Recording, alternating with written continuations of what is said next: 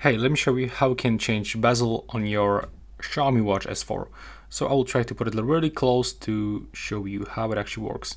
So first of all, if you want to remove the bezel, then you have to twist into the left side. So you have to grab it at the top and at the bottom like so. And now just simply twist to the left side to take it off.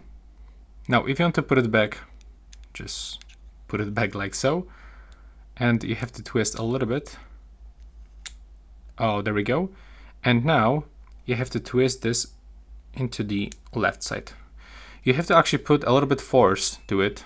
It's not that easy to actually twist it back, to put it back, but after you squeeze and press really hard, then you will be able to do this. So one more time. To take it off, just grab it like this, right here and right here, and then move it to the left side.